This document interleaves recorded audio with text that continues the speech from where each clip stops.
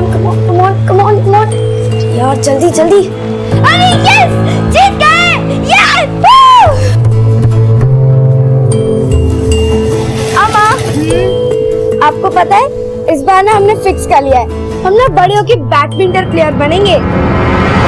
जिंदगी का मकसद होना चाहिए, सपने होने चाहिए, लक्ष्य होना चाहिए, लेकिन हमारे लक्ष्य को तो किसी की पड़ी नहीं है। लक्ष्य गार्ड बांधना होता है, जैसे हम बने। रुक,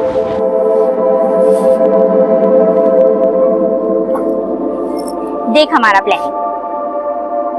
2016 में मैट्रिक, फिर 2018 में HSC, फिर कॉल सेंटर का जॉब और साथ साथ ग्रेजुएशन और सिविल सर्विस का एग्जाम, फिर 2022 में हम IPS ऑफिसर।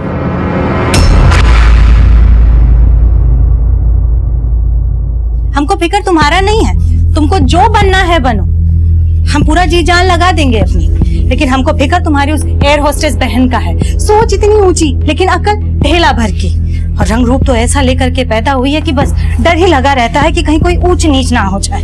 दिन चढ़ने को आ गया है लेकिन अभी तक कॉलेज से नहीं आई है। कंचन, तू ये सब छोड़ और जा करके जानकी को ले आ। ठीक है। आज मजा आया नई क्लास करके। कल सुबह एकदम टाइम पे आ जाना। हाँ चलो फिर, बाय बाय। हम भी कोई विक्की से कम नहीं है।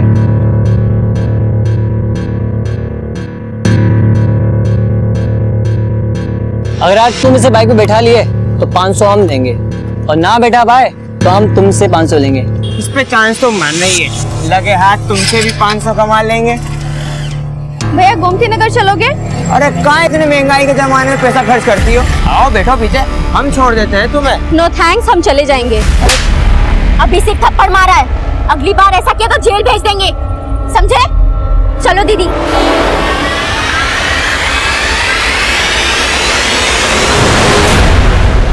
क्या जरूरत है थप्पड़ मारने का?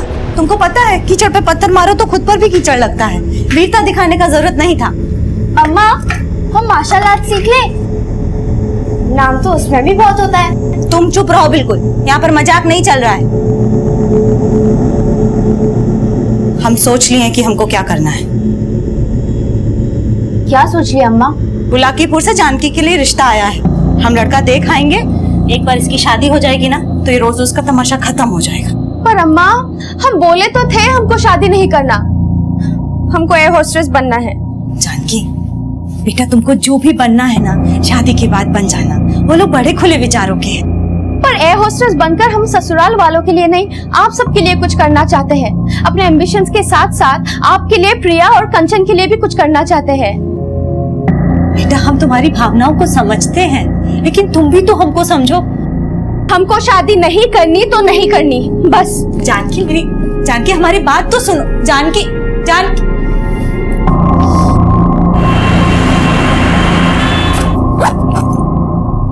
हम खाना बना दिए हैं, तुम लोग खा लेना। हाँ, और ध्यान रखना, हमको सुबह का आते आते 7-8 बज जाएगा।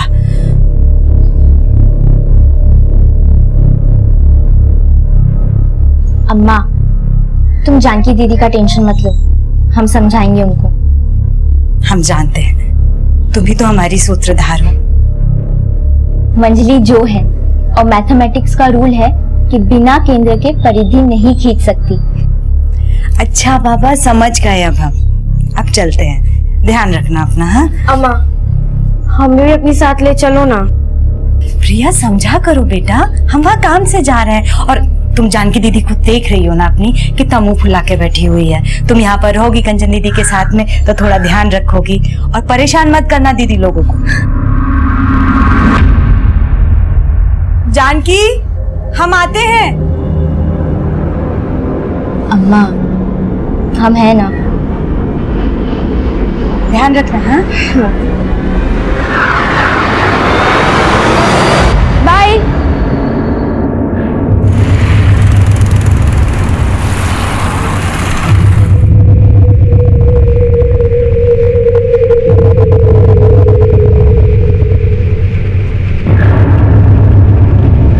बुलाकीपुर से जानकी के लिए रिश्ता आया है, हम लड़का देख आएंगे। एक बार इसकी शादी हो जाएगी ना तो ये रोज उसका तमाशा खत्म हो जाएगा। जानकी बेटा, तुमको जो भी बनना है ना शादी के बाद बन जाना, वो लोग बड़े खुले विचारों के हैं।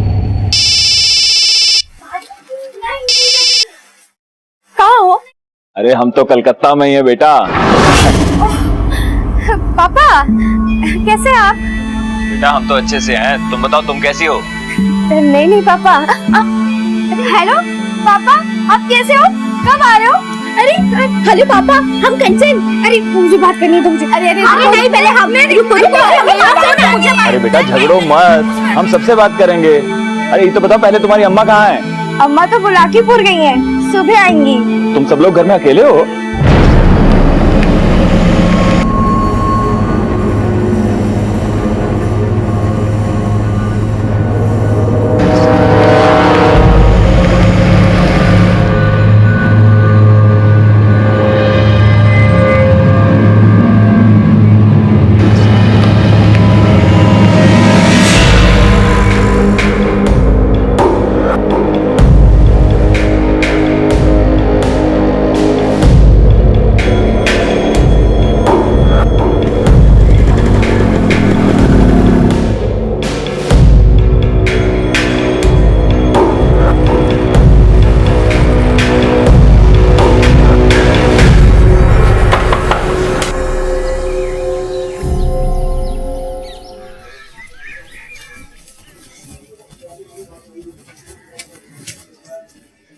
अरे सुबह सुबह घर में ताला, कहाँ चली गई ये तीनों?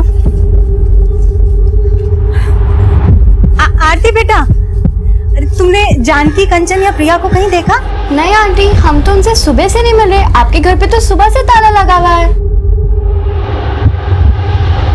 आप जिस नंबर पर कॉल करने की कोशिश कर रहे हैं, आप जिस नंबर पर कॉल करने की कोशिश कर रहे हैं वो फिलहाल बंद है।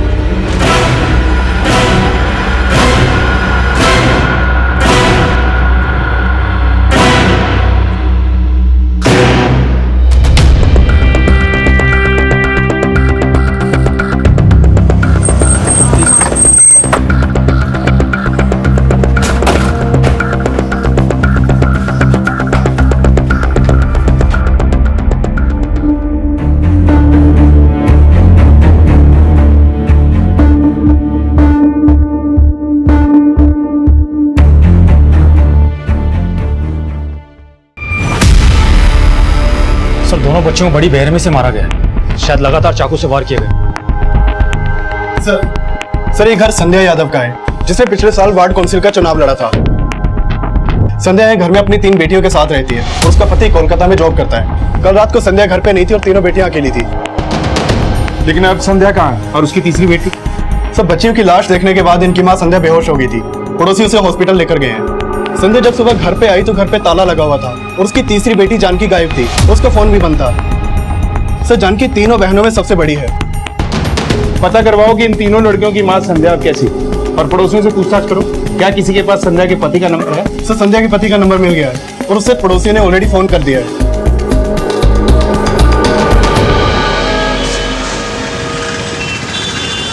भैया रेलवे स्टेशन चलेंगे? चलिए।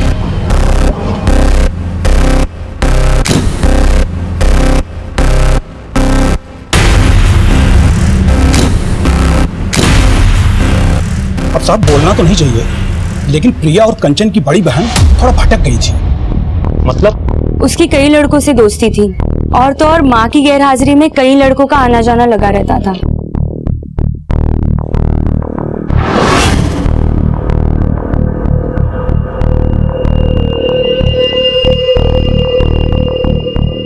साहब कल रात को भी संध्या घर पे नहीं थी, तो क्या पता जानकी का कोई दोस्त आया हो यहाँ पर। कौन सा दोस्त?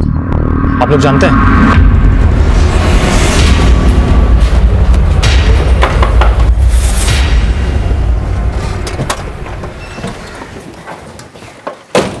अगर जानकी की वाकई किसी लड़के के साथ दोस्ती थी तो ऐसा हो सकता है कि उसकी बहनों ने उसे यहाँ किसी लड़के के साथ देख लिया और कुछ ऐसा हुआ कि दोनों बहनों का मर्डर हो गया।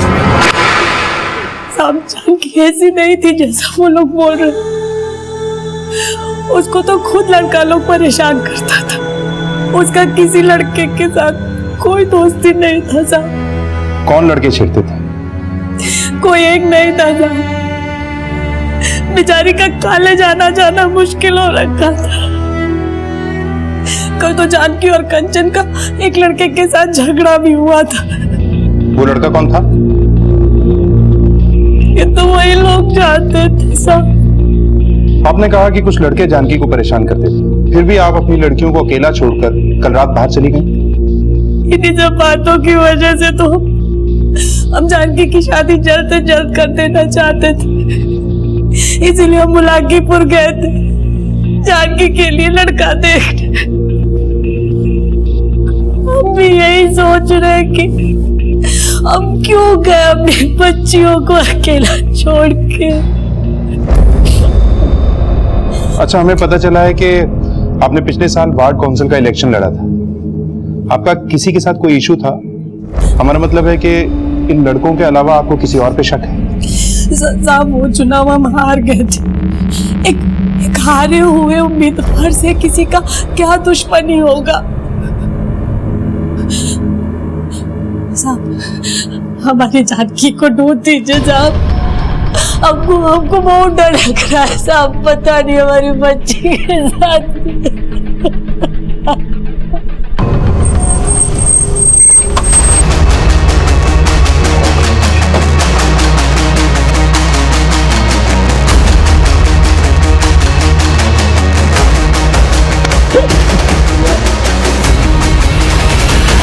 हम लोगों ने कुछ नहीं किया साहब। सब हमने कुछ नहीं किया साहब। सब जानकी को हम बस प्रपोज करना चाहते थे, बस हमारा कोई गलत इरादा नहीं था साहब। जानकी कहाँ है ये बोल। साहब हमें नहीं मालूम साहब। जानकी को गायब करके उसकी दोनों बहनों को मारा है ना तुम लोगों ने? वो विक्की ने काम किया होगा साहब। ये विक्की कौन है? जानकी का बॉयफ्रेंड साहब।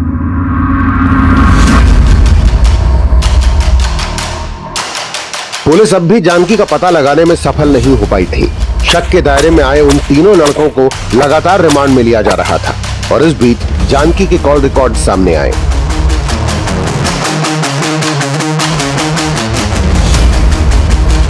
सर, ये रणवीर सिंह, सोनू यादव और ब्रिजेश ओझा, ये तीनों कॉलेज के बदमाश लड़के हैं और इन तीनों को जानकी घर के पास में अधिकतर देखा गया। लेकिन सर, जानकी की अधिकतर फोन पे बातें इस विक्की से होती थी। सर, ये विक्की जानकी का बॉयफ्रेंड है। बॉयफ्रेंड? लेकिन जानकी की माँ तो उसके लिए रिश्ता ढूंढ रही थी। हाँ सर, लेकिन सर हत्या वाली रात को विक्की ने जानकी को फोन किया था रात को 11 बजे और उस रात को उसका फोन भी उस एरिया के पास में ही एक्टिव था, लेकिन अब वो गायब है और उसकी फैमिली भी उसके बारे में कुछ नहीं जानती। ये विक्की, हमें इस पे शक है। क्या आप लोग जानते हैं इसे? नहीं साहब, हम इस लड़के को नहीं जानते, लेकिन इस लड़के को हमने 2-3 बार अपने घर के पास जरूर देखा था। लेकिन जानकी की इससे फोन पे बहुत बातें हुआ करती थी। साहब, जानकी को बहुत सारे लड़के फोन करके परेशान करते थे।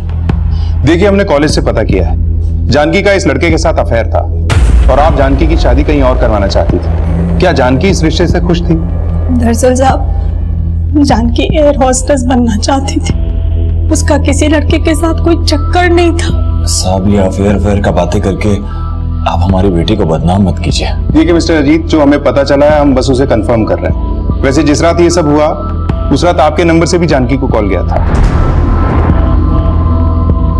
जी हाँ, हमारा बात हुआ था। कंचन, प्रिया, जानकी सबसे बात हुआ था, लेकिन हमें बिल्कुल भी एहसास नहीं था कि उस रात को उनके साथ इतना बुरा हो जाएगा।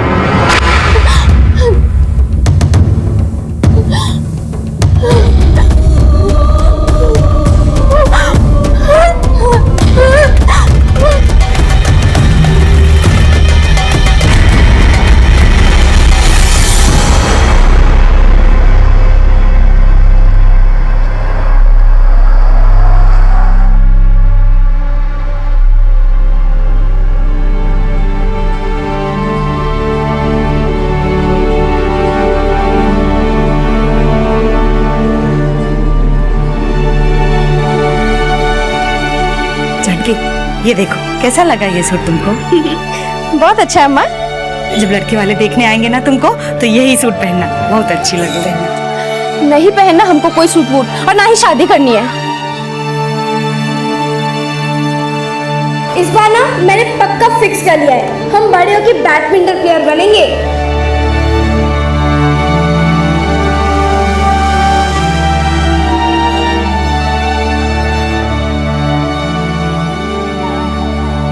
जानकी के गायब होने का रहस्य अब विक्की के गायब होने से भी जोड़कर देखा जा रहा था और मोहल्ले के उन लड़कों से भी सख्ती से पूछताछ की जा रही थी जिनका कंचन से झगड़ा हुआ था, लेकिन उनसे भी जानकी का कोई क्लू नहीं मिला। लेकिन जल्द ही विक्की की एक इंफॉर्मेशन मिली।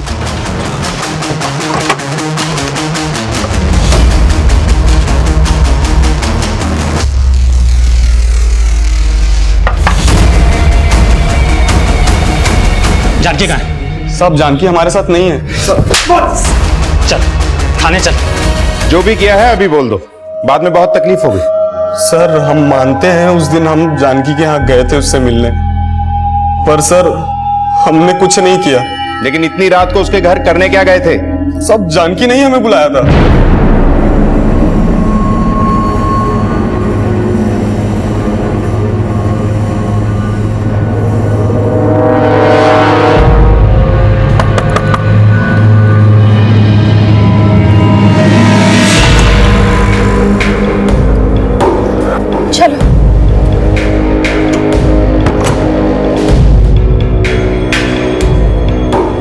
हमें समझ में नहीं आ रहा है कि हम क्या करें। अम्मा सुन ही नहीं रही है, लड़का तक देखने चली गई। घबराओ मत, हमने सोचा है हम कल ही तुम्हारे अम्मा से बात करेंगे। अगर वो तुम्हारा शादी करना चाहती है तो हम करेंगे तुमसे शादी। पर हम जब तक एयर होस्टेस नहीं बन जाते हम किसी से शादी नहीं करना चाहते। तुम जैसा चाहती हो वैसा ही होगा, हम पे भरोसा रखो। अब मुस्कुराओ।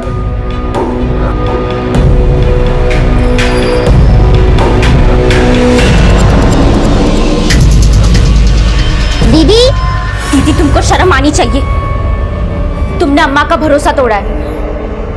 कंचन मैं जानकी से प्यार करता हूँ। तुम दीदी को फुसला सकते हो, लेकिन हम तुम्हारी बातों में नहीं आने वाले। कंचन विकी तुम प्लीज जाओ यहाँ से।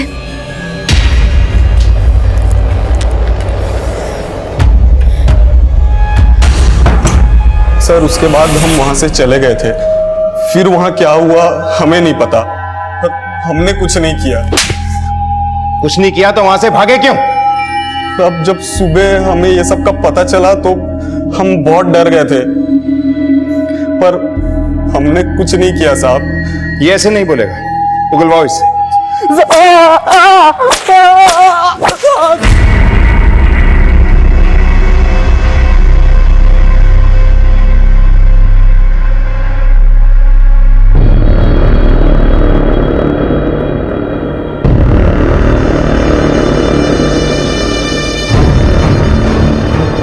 सर हमने विक्की को बहुत तोड़ा, लेकिन वहीं का वहीं है। और सर उसके कॉल रिकॉर्ड्स में भी ऐसा कुछ नहीं मिला है जिससे यह मालूम चले कि उसने ही जानकी को कहीं छुपा के रखा होगा। चल बे, लेके आ लड़की को।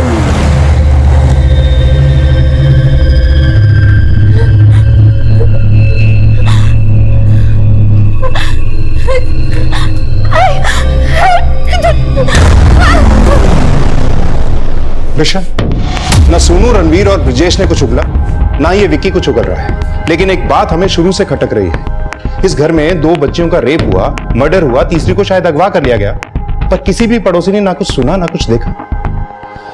कोई ना कोई जरूर कुछ ना कुछ छुपा रहा है। ऋषभ, मुझे लगता है हमें स्निफर डॉग्स की मदद लेनी चाहिए। अपराधी शायद इसी एरिया का है। सर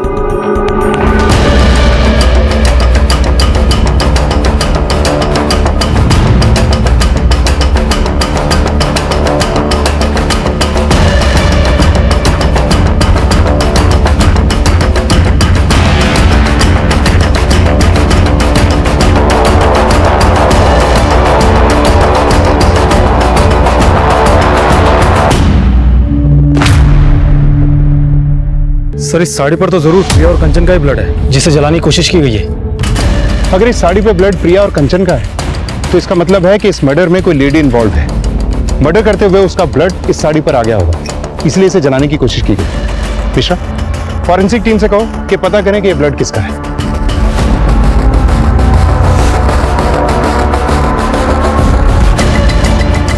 सर आसपास कुछ नहीं मिला, लेकिन पता चला है ये प्लॉट केदार शर्मा का है।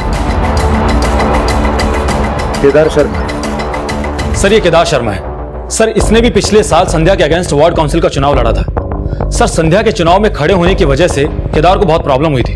और हाँ सर, संध्या के बाकी सपोर्टर्स के साथ संध्या की तीनों बेटियां भी संध्या के लिए कैंपेनिंग करती थी। संध्या जी को वोट दो, संध्या जी को वोट दो, वोट दो। हालांकि संध्या की तरह केदार भी वो चुनाव हार गया था, लेकिन सर केदार को आज तक यही लगता है कि वो चुनाव संध्या की वजह से हारा था, क्योंकि संध्या के चुनाव में खड़े होने की वजह से केदार के वोट्स कम हो गए थे। साहब, जब हमने चुनाव के लिए नामांकन पत्र भरा था तो केदार शर्मा ने हमें चुनाव में ना खड़ा होने की धमकी दी थी, लेकिन हमारे साथ साथ वो भी चुनाव हार गया था, इसलिए हमें कभी उस पर शक नहीं हुआ। लेकिन आपको उसके खिलाफ कुछ मिला है क्या? जी, उसके प्लॉट से हमें ये अधजली साड़ी मिली और इस पे ये जो खून है ना, ये प्रिया और कंचन के ब्लड से मैच करता है। इसका मतलब उसी ने हमारी दोनों बेटियों को मारा? साहब, उसी ने जानकी को ही छुपा के रखा होगा। आप उसे छोड़ना मत। सब उससे पूछिए कि जानकी कहाँ है। देखिए साहब, जानकी कहाँ है हमें नहीं पता, हमने कुछ नहीं किया है। अगर कुछ नहीं किया तो उन बच्चों के खून से लथपथ साड़ी आपके प्लॉट में कैसे जलाएगी? अपनी पत्नी को भेजा था उनको मारने के लिए। कैसी बात कर रहे हो साहब, हमारा प्लॉट तो खुला है, कोई चार दीवारी भी नहीं है। जरूर कोई फंसाने की कोशिश कर रहा है हमको, इससे हमारा कोई लेना देना नहीं है। आप पहचानती हैं ये साड़ी किसकी? साहब, हमको कुछ समझ में नहीं आ रहा। आप बस हमारी जानकी को ढूंढ दीजिए, अब हमारी जानकी को ढूंढ दीजिए। सर, प्रिया और कंचन की पोस्टमार्टम रिपोर्ट। सर, रिपोर्ट के मुताबिक प्रिया और कंचन की हत्या ही नहीं हुई, उन दोनों के साथ में रेप भी हुआ था। रेप? इतनी छोटी बच्चियों के साथ रेप? क्राइम सीन पे इन बच्चियों के अलावा किसी और का ब्लड मिला? नहीं सर। और सर, जानकी के बारे में भी अब तक कुछ पता नहीं चला है। और सर, ब्रिजेश, सोनू, विक्की, रणवीर ये भी अपने बयान पर अब तक कायम है। सर, अब तक जो कुछ भी सामने आया है उससे ये तो साफ है कि जानकी अपनी मर्जी से गायब नहीं हुई है, उसे पर्पसली गायब किया गया है। दो लड़कियों का रेप करने के बाद मर्डर किया गया है, तीसरी को शायद किडनैप किया गया है। मुझे नहीं लगता ये काम अकेले विक्की का है। हो सकता है विक्की ने इस काम में किसी की मदद ली, या फिर वो तीनों लड़के इसमें इन्वॉल्व हो। ये काम केदार के इशारे पे भी हो सकता है। सबका डीएनए टेस्ट करवाओ और ये भी पता लगाओ कि केदार ने ये काम किससे करवाया है। और हाँ, संध्या के इलेक्शन में कुछ मेल सपोर्टर्स ने उसकी हेल्प की थी। हो सकता है इनमें से किसी की बुरी नजर संध्या की बेटियों पर हो। सबको इन्वेस्टिगेट करो, एक को भी नहीं छोड़ो। सर। विकी समेत जानकी के कॉलेज और मोहल्ले के सभी लड़कों से लगातार सख्ती से पूछताछ की जा रही थी और शक के आधार पे सबके डीएनए लिए जा रहे थे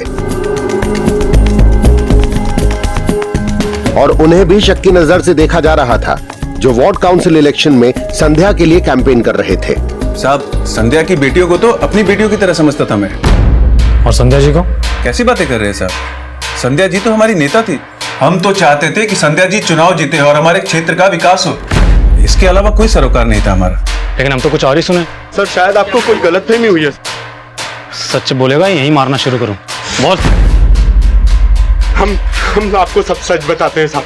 हम मानते हैं हमसे गलती हो गई, जो हमने संध्या जी पे गलत नजर डाली, लेकिन हमने कभी किसी का कत्ल नहीं किया था।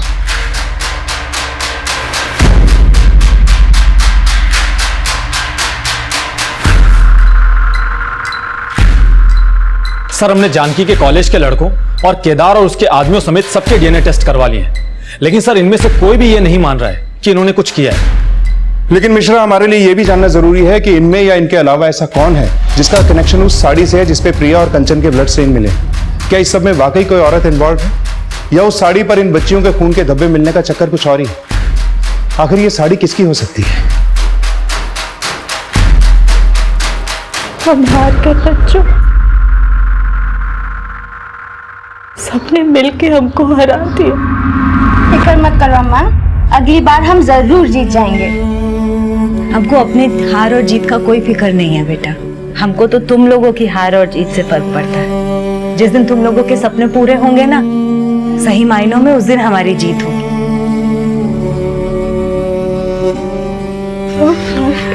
अब तुम्हारे पछताने से हमारी बेटियां वापस नहीं आ जाएंगी। हम उन्हें तुम्हारे भरोसे छोड़कर गए थे, और आज तुम्हारी लापरवाही के कारण हमारी बच्चियां। लापरवाही?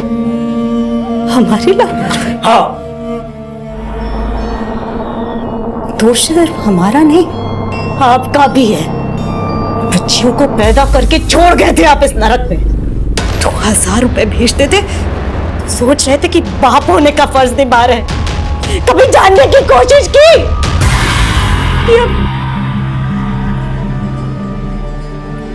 आज आपके दोष की वजह से हमारी बच्ची हमसे दूर हो गई।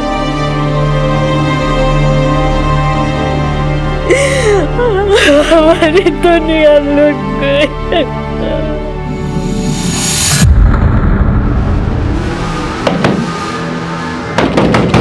कौन है? क्या है? क्या लेने आया? तू हमसे बदला लिया है ना? क्या? कंचन और प्रिया को तो तुमने नहीं छोड़ा। हा? अब बता जानकी कहाँ है? पगला गया क्या? हाँ?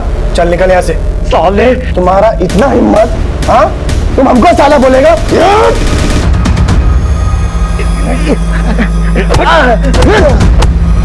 अरे अरे क्या कर रहे हो? लेके जा इसको, वरना साला इसके साथ साथ तुमको भी ना इस मोहल्ले से बाहर भिगवा देंगे, समझी? हेलो,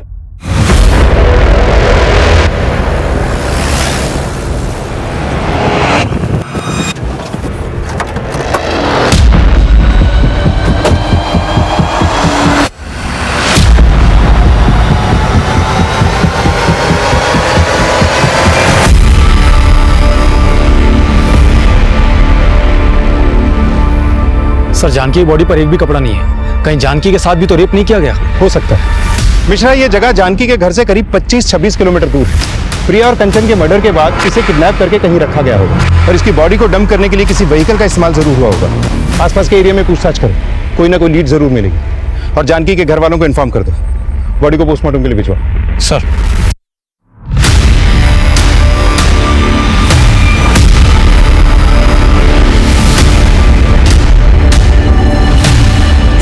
जानकी,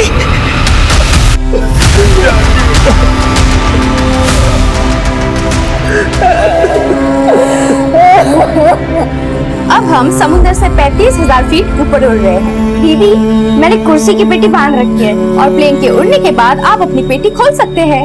मैंने पेटी खोल दी। मैंने भी। अरे खोल दी है तो मुझे क्यों देख रहे हो? खिड़की से बाहर देखो, क्या दिख रहा है? ठंडे ठंडे बादल। दिल कर रहा है खिड़की तोड़ के बादल के साथ उड़ूं। अरे अरे ऐसा मत करो, नहीं तो प्लेन क्रैश हो जाएगा। क्या हुआ? प्लेन क्रैश हो गया।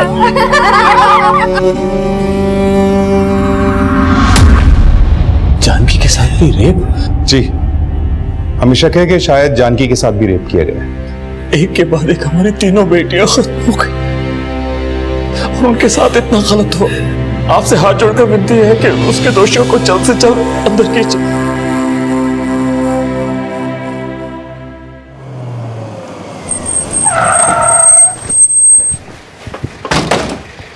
सर आपको ऐसा नहीं लगता कि अजीत हमसे कुछ छिपा रहा है? लेकिन ऐसा है क्या जो वो हमसे छुपाएगा? सर एक बात पता चली है। अजीत का अपने इलाके में रहने वाले दीनानाथ नाम के आदमी के साथ झगड़ा हुआ था।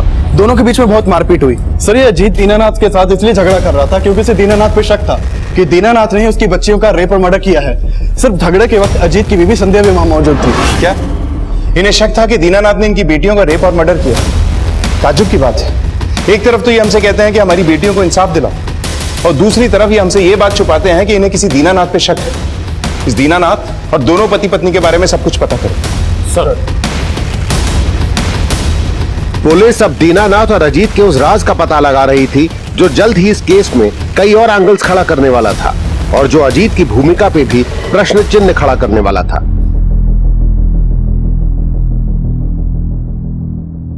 थोड़ा दिन में बच्चियों का शव मिल जाएगा। उनका अंतिम संस्कार करके हम कलकत्ता वापस लौट जाएंगे। कुछ ही दिन में वहां पर व्यवस्था करके हम तुम्हें भी ले जाएंगे। हमारी बच्चियों के जीते जी तो आप हमको लेके नहीं गए। अगर वो भी कोलकाता में होती तो।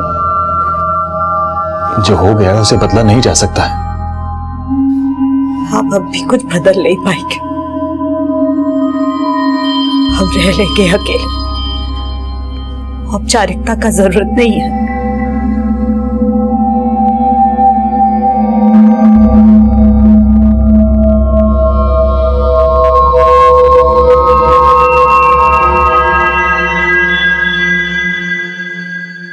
सर, संध्या के पति अजीत के बारे में कोलकाता पुलिस ने एक इंफॉर्मेशन दी है। अजीत की कोलकाता में एक और बीवी है। सर, अजीत और दीनानाथ के झगड़े की वजह पता चली है।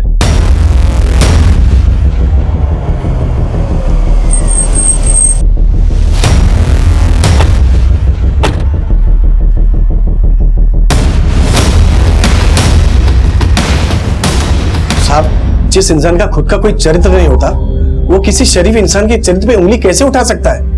अरे उस इंसान ने 10 साल पहले हमारी बहन के आबरू के ऊपर हाथ डाला था। साहब, दीनानाथ की बहन ने हम पर झूठा आरोप लगाया था। साहब, उसकी बीवी खुद जानती है कि उसने क्या किया हमारी बहन के साथ। साहब, हमने कुछ नहीं किया था, पर उस समय किसी ने हमारा विश्वास नहीं किया। दीनानाथ ने हमें पूरी बिरादरी में जलील करके रख दिया।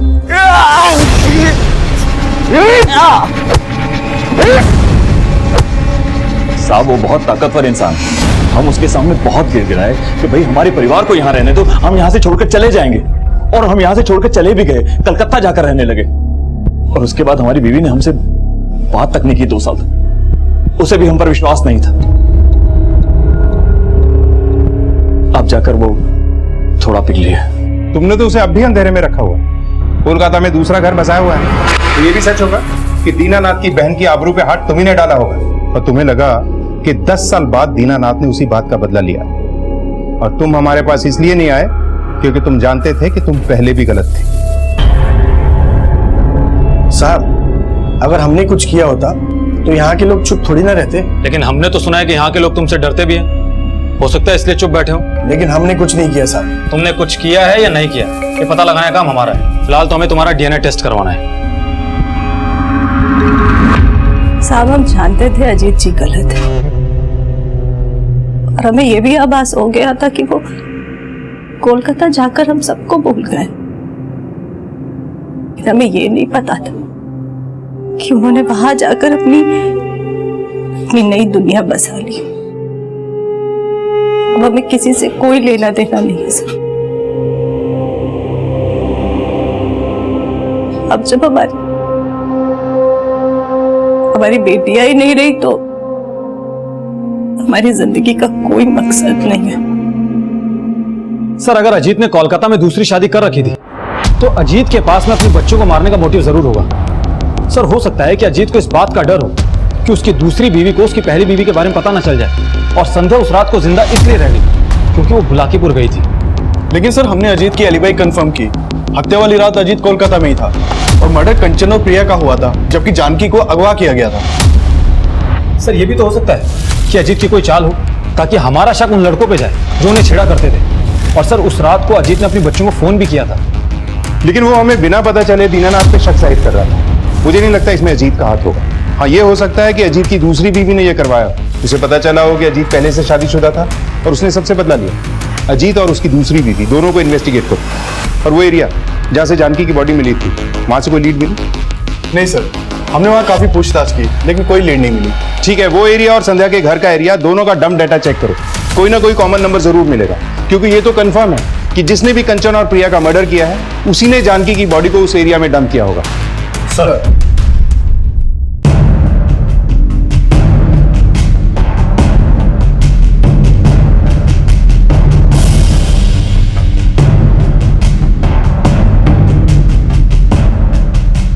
संध्या की तीनों बेटियों समेत क्या वाकई कोशिश संध्या को मारने की भी हुई थी या हत्यारे का मकसद सिर्फ उसकी बेटियों को छीन लेना था? इस केस में लगातार कई थ्योरी सामने आ रही थी और इस बीच जानकी की पोस्टमार्टम रिपोर्ट सामने आई। सर, जानकी की पोस्टमार्टम रिपोर्ट। सर, जानकी का मर्डर कंचन और प्रिया के मर्डर के 4 दिन बाद हुआ था और जानकी के साथ मर्डर से पहले रेप भी किया गया था। सर, ये अजीत की दूसरी बीवी कामिनी है। सर, हत्या वाली रात को ये कोलकाता में ही थी। मैंने इसके कॉल रिकॉर्ड्स मंगवाए हैं, शायद कुछ लीड मिले। और अजीत के बारे में कुछ पता चला? नहीं सर, और हम लोग डंप डेटा भी स्टडी कर रहे हैं और अब तक जितने भी DNA टेस्ट करवाए हैं उनकी रिपोर्ट्स भी 5 से 6 दिन के बाद आनी शुरू हो जाएगी। लेकिन DNA रिपोर्ट आने तक का अभी हम इंतजार नहीं कर सकते। अब तक जितने भी सस्पेक्ट हमारे सामने आए हैं सबको रिविजिट करो, दोनों क्राइम सीन्स का डम डेटा चेक करो, हो सकता है कोई ऐसा क्लू मिले जो हमें असली अपराधी तक ले जाए। पुलिस अब हर सस्पेक्ट को नए सिरे से इन्वेस्टिगेट कर रही थी और हर बारीक से बारीक चीज को फिर से टटोला जा रहा था। और इस बार ऐसी बात सामने आई जिसने फिर से पुलिस की थ्योरी बदल दी। सर, हत्या वाली रात को ये रामकुमार बुलाकीपुर में था जहां संध्या गई थी। ये रामकुमार संध्या का सपोर्टर है ना, जो उसके लिए कैंपेनिंग कर रहा था? हाँ सर। तो फिर ये वहां संध्या के साथ क्या कर रहा था? संध्या जी बुलाकीपुर में जो लड़का देखने गई थी जानकी के लिए, उस लड़के के बारे में हमने ही बताया था। लेकिन आप संध्या जी के साथ लड़के वालों के नहीं गए? मैं गया था साहब, बस थोड़ी देरी से पहुंचा था, बाद में मिला था मैं संध्या जी को। संध्या जी लड़के वालों के यहाँ से 7 बजे निकली थी और बुलाकीपुर में अपनी सहेली के घर 11 बजे पहुंची। और ये 7 से 11 बजे तक आप दोनों साथ में थे, ये हमने पता कर लिया। और जिस तरह से आप लोग मिल रहे थे उससे हमें यह भी पता लग गया है कि आपका अफेयर चल रहा था संध्या जी के साथ। ये तो सीसीटीवी दिखा दे कि आप और संध्या जी कहां गए थे बुलाकीपुर में। साहब, माना कि हमारा पति हमेशा से बेवफा था, लेकिन हमने उसके साथ बेवफाई करने की कभी सोची भी नहीं। बस राजकुमार जी से विचार मिल गए तो हमें लगा कि हमें कोई संभालने वाला मिल गया। और आपकी बेटियों को आपके इस अफेयर के बारे में पता लग गया था, इसलिए आपने अपनी बेटियों को। साहब, बेटी थी वो हमारी, जान से ज्यादा चाहते थे हम उनको, और आप हम पर इतना घटिया आरोप लगा रहे। हमारा विश्वास कीजिए साहब, हमारा और संध्या जी के संबंध का उनकी लड़कियों की हत्याओं से कोई लेना देना नहीं है। सर, रामकुमार से मुलाकात कैसे हुई आपकी? हमने चुनाव लड़ा था, उसमें उन्होंने हमारा बहुत सहयोग किया था, तो बस वहीं पर मुलाकात हुई थी। सर, संध्या की बेटियों का मर्डर ही नहीं, उनके साथ में रेप भी हुआ है। आपको क्या लगता है, क्या संध्या किसी भी वजह से अपनी बच्चों के साथ में ऐसा करवा सकती है? हो सकता है इसमें रामकुमार का कोई मकसद हो। लेकिन सर, रामकुमार के खिलाफ तो कुछ नहीं मिला अभी तक। ईशा, ये रामकुमार भी शादीशुदा है ना? हाँ सर।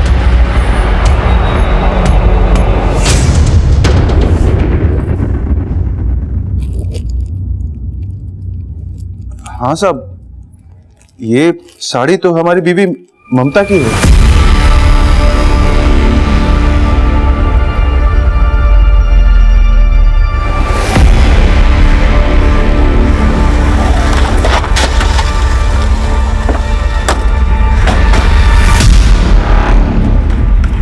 कहाँ लेके जा रहे हैं हमको? छोड़िए हमको, छोड़िए।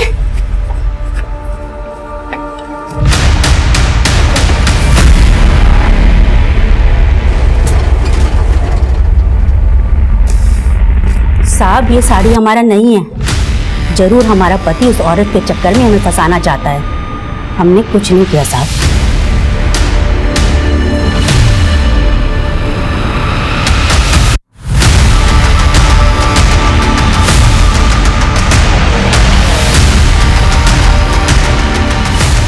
सर, ममता के पास तो फोन नहीं है और मैंने ममता के बेटे राजीव के कॉल रिकॉर्ड चेक किए, उसमें कुछ भी सस्पिशियस नहीं मिला। सर, हमने दोनों क्राइम सीन्स के डंप डेटा टैली किए और उसमें एक नंबर ऐसा मिला है जो दोनों क्राइम सीन्स पे एक्टिव था। सर, वो नंबर हिस्ट्री शीटर झूलन का है। सर, फिलहाल इसका नंबर बंद आ रहा है। झूलन? मतलब ये कांड जिस किसी ने भी करवाया है, ये झूलन हमें उसके बारे में बता सकता है। पता करो ये कहां है, उठवाओ इसे। सर। हेलो।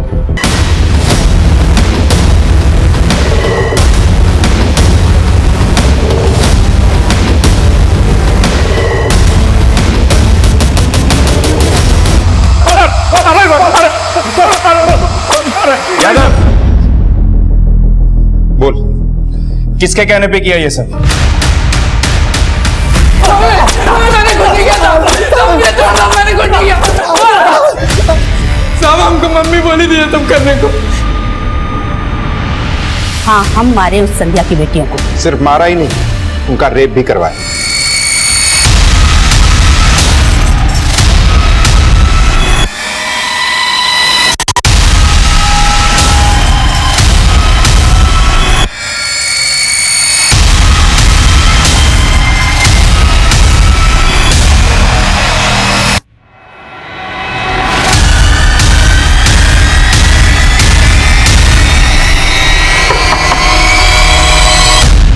फिर आ गया वो।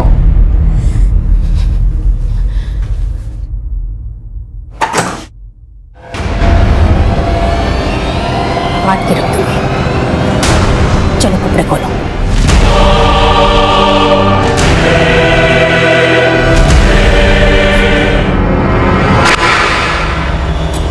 साहब मैं फिर उस लड़की को अपने साथ ले गया था और अपने अड्डे पे बांध कर रखा था। साहब उन लोगों ने जब मुझे बाकी के पैसे दे दिए तो मैंने उस लड़की को मार के फेंक दिया साहब। साड़ी पे खून लग गया था इसीलिए उसे जलाया।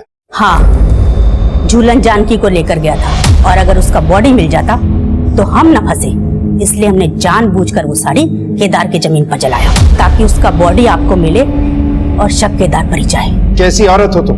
सिर्फ संध्या से बदला लेने के लिए तुम इस हद तक गिर गई कि उन 3 मासूमों को। हाँ, हम किए हैं सब, चाहे हमको जिंदगी भर यहाँ सड़ना पड़े, लेकिन हमको एक तसल्ली है कि चैन तो संध्या को भी नहीं मिलेगा।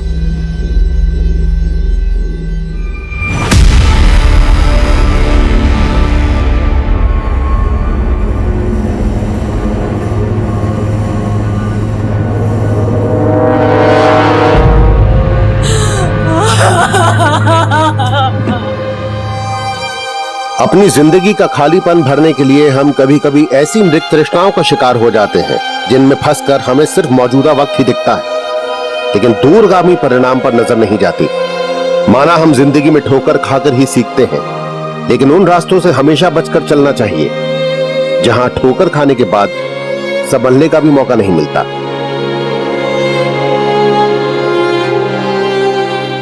देखते हैं हमारे आज के एपिसोड की दूसरी कहानी।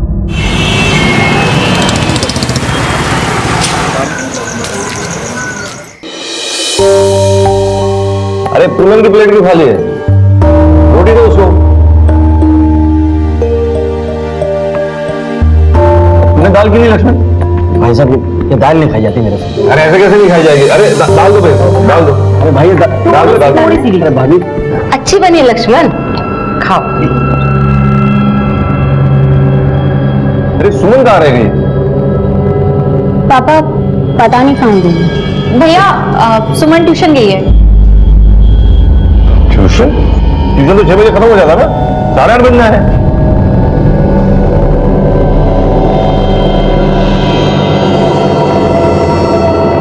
अरे कहाँ रह गई थी तू? पापा वो एक्स्ट्रा क्लासेस थे। अच्छा चल बैठ, खाना खा ले फटाफट। जी। अरे खाली दो उसको। भाई वो जो अपनी गांव वाली जमीन है ना, उसकी कल सुनवाई है कोर्ट में, और ये जो राम चाचा के लड़के हैं ना, जमीन हड़प के रहेंगे, लेकिन भाई हम भी किसी हालत में नहीं छोड़ेंगे।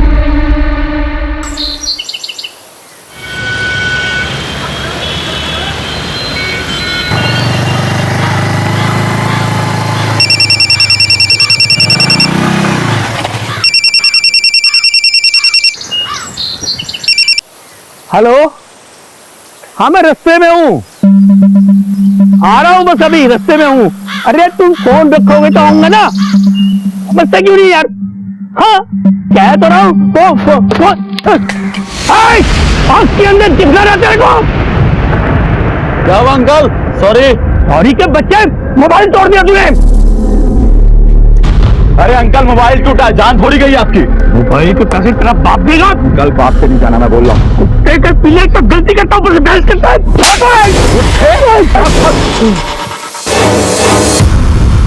ए बुड्ढे, अगर तूने किसी को मुंह खोला ना तो तुझे भी यही करूंगा।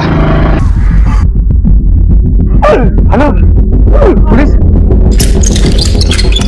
डॉक्टर जी, डॉक्टर जी।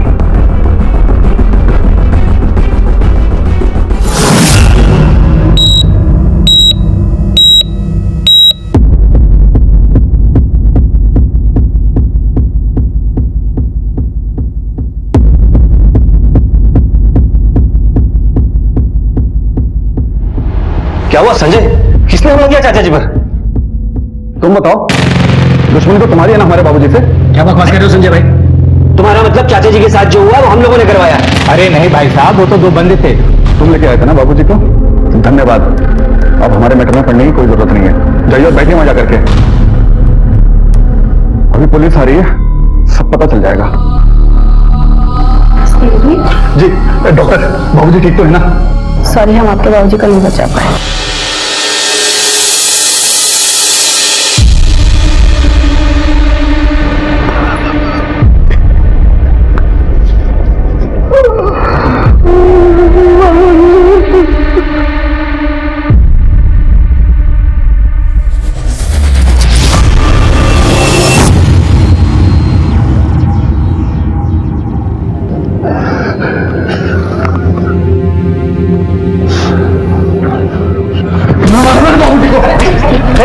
नहीं छोड़ूंगा। संजय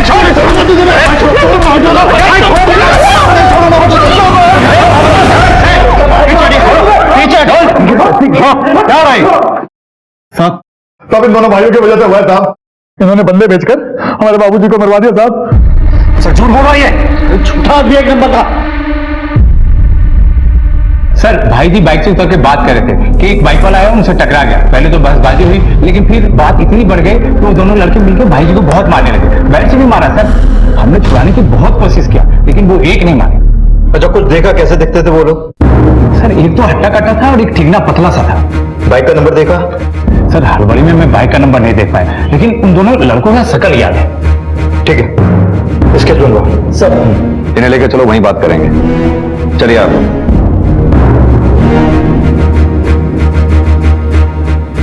एक मिनट सर। रोड रेज की वारदात लग रही है सर। सड़क पर आजकल ऐसे झगड़े आम हैं। ये इनके चचेरे भाई, इनका कहना है कोई बदले की कार्रवाई हुई। एनीवेज, बॉडी को पोस्टमार्टम के लिए भेजो और एक टीम क्राइम लोकेशन पे भेजो। आसपास अगर सीसीटीवी हो तो फुटेज चेक कर लेना। तब तक इनकी फैमिली का माहौल देखते हैं, ये वाकई रोड रेज का मामला है या फिर किसी ने कोई खेल खेला।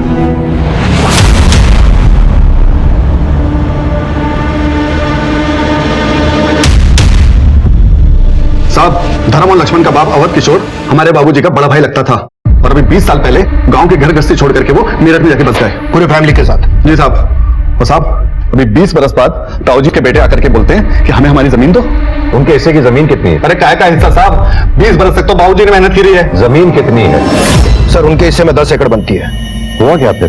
बाबूजी ने जमीन देने से मना कर दिया तो इन्होंने पंचायत में शिकायत लगा दी और जब पंचायत में भी इन्हें इनके नाम पे जमीन करने से मना कर दिया तो ये लोग हमें जबरदस्ती तंग करने लगे और बस इसके चलते हुए बाबूजी ने इनके खिलाफ कोर्ट में केस कर दिया। बस तब से ये लोग हमें आंखें दिखा रहे। जहां तक हमारी जानकारी में आया है कि धर्म एक बड़ा कारोबारी 10 एकड़ जमीन के लिए किसी की हत्या करवाएगा क्या वो? क्यों नहीं करवाएगा साहब, आजकल तो एक एक गज के लिए लोग गर्दन उतार लेते हैं। मैं तो कहता हूँ आप इन दोनों को अंदर डालिए और खूब कूटिए, सब सच बोल देंगे। सच क्या है उगलवाना हमारा काम है। मुजरिम चाहे कोई भी हो, बच नहीं सकता हमसे वो। सर हमारे पिताजी ने भले कुछ कमाया ना हो, लेकिन मैंने अपने बलबूते पर मेरठ में 150 एकड़ जमीन खरीदी। आप ही बताइए सर, अपने हिस्से की 10 एकड़ जमीन के लिए मैं किसी की हत्या करूंगा, और वो भी अपने ही चाचा की? सर बकवास कर रहे हैं वो दोनों भाई। सर बाल बच्चेदार आदमी हूं। लक्ष्मण छोटा भाई है मेरा, उसका परिवार है। एक भाई का परिवार और है, भाई का तो देहांत हो गया 6 महीने पहले, लेकिन उसके बाल बच्चे हैं। सब लोग एक छत के नीचे रहते हैं। घर का बड़ा हूं मैं, सारा परिवार चलाता हूं। किसी की हत्या करूंगा 10 एकड़ जमीन के लिए? सर 10 एकड़ जमीन थी, लेकिन बात इज्जत पे आगे थी, ऐसा धर्म ने अपने मुंह से बोला है। देखिए चाचा, जमीन भले 10 एकड़ हो, लेकिन गांव की जमीन मां होती है, बच्चों का हक होता है उस पर। अरे वाह, बड़ी जमीन की याद आ रही है। 20 बरस मां की याद नहीं, 20 बरस से कहा था तू और तेरा बाप। अरे चाचा हम गए भी तो उससे क्या फर्क पड़ता है? अब आया तो अपनी हक की जमीन लेकर जाएंगे। कौन सा हक में? बोला है हक लेने वाला। चलो निकलो यहाँ से, दबाओ यहाँ से। देखिए चाचा, तमीज से बात करिए, जुबान से निकला कहीं महंगा ना पड़ जाए। धमकी किसको दे रहा है? चल निकल यहाँ से। चलो निकलो। सर धर्म और लक्ष्मण दोनों घर पर आकर धमकी देकर गए थे। धमकी? पापा ने कोई धमकी नहीं दी थी, बस उनकी बदतमीजी का जवाब दिया था। सुमन ठीक कह रही है सर, मैंने चाचा जी को सिर्फ इतना बोला था कि आप ऐसा मत बोलो। जुबान की चोट चाबुक से ज्यादा लगती है। जिस वक्त ये कांड हुआ तब आप सर तारीख थी कोर्ट में, उसी जमीन वाली केस। हम दोनों वही थे। आपको यकीन नहीं तो आप वकील साहब से पूछताछ कर सकते हैं। सही कह रहा था, कोर्ट की डेट क्यों हुई? उधर रामकिशोर और उनके बेटे अजय संजय का इंतजार चल रहा था, तभी अचानक खबर आई कि रामकिशोर का एक्सीडेंट हो गया। फिर जज साहब ने उन्हें देते। मतलब लक्ष्मण और धर्म दोनों कोर्ट में ही थे? जी हाँ, सुबह 9 बजे से यही कोई 11 बजे तक कोर्ट में ही थे। थैंक यू वकील साहब। सर अगर धर्म और लक्ष्मण यहीं पर थे तो फिर साफ है कि हत्या करवाई गई है। उधर सीसीटीवी फुटेज में कुछ मिला? सर हमारी टीम पूरे रूट को देख रही है, कुछ ना कुछ तो मिल ही जाएगा। और उनके स्केच का क्या हुआ? सर वो फाइनल बनने ही वाला था, थाने चलकर देख सकते हैं। क्या तो विटनेस की स्टेटमेंट के मुताबिक लड़कों के हाथ में क्रिकेट बैट थे। पता करो आसपास कोई मैदान है क्या? Okay sir. और हाँ, मुझे लगता है इस लक्ष्मण से अलग से मिलना पड़ेगा। सर वो ज्यादा बोलता नहीं है, कभी कभी खामोशी भी बहुत कुछ कह देती है। अरे दिव्या, अरे दिव्या सुनो तो, अरे अरे क्या जीजी बोल लड़का कौन बोल क्या चल रहा है? कौन है तू? नमस्ते, किट्टू नाम है हमारा, त्रिलोक गुप्ता, बीएससी। तू बीएससी है या एमएससी? दिव्या का पीछा छोड़, पापा को पता चल गया ना मेरे, खैर नहीं है तेरी, समझा? अरे दीदी, हम दिव्या से बहुत प्यार करते हैं। देख अभी बस समझाया है, पापा को पता चल गया है ना, गोली मार देंगे सीधा। सुमन, कौन है? जल्दी कर, चल। बाय दिव्या। हाँ तो लक्ष्मण जी, अब तो यहाँ कोई भी नहीं है, जो कुछ भी कहना चाहते हैं खुल के कहिए। देखिए, आप अगर कुछ बताएंगे तो आप ही के लिए अच्छा होगा। सर असल में गांव की जमीन में भाई की दिक्कत थी, तो मुझे ये जमीन का चक्कर ही फालतू का लगता है। तो भाई थोड़ी सी जिद्दी है, कहते रहते तो थोड़ी सी जज्बाती।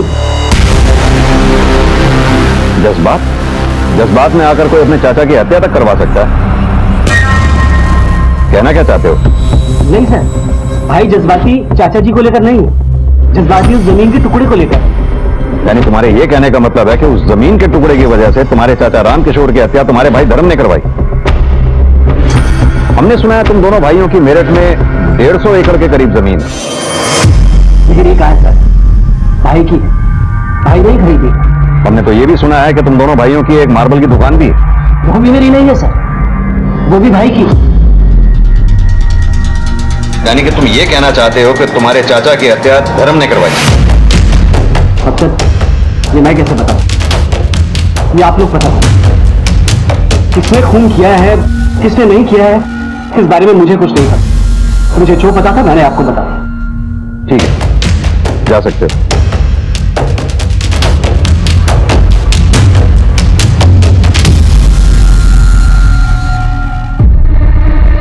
पापा चाय। अरे अपने चाचा को भी देख रहा, थाने से आया वो जी। पुलिस वाले भी ना दिमाग खराब करते थे बंदे का। हम तो सिर्फ अपनी ड्यूटी करते हैं। आप लोग बताइए सर। यादव लेकर चलो। चलिए एक मिनट सर, बात क्या है? कुछ नहीं, थाने चलकर पूछताछ करनी है।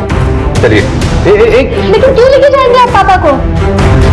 1-2 दिन रिमांड पे रखेंगे, कुछ पूछताछ करनी है। रिमांड पे? लेकिन रिमांड पे क्यों? पापा ने कुछ नहीं किया है, पापा कहीं नहीं जाएंगे। तुम्हारे पापा शराफत से जाएंगे तो अच्छा है, नहीं तो जबरदस्ती ले जाना पड़ेगा।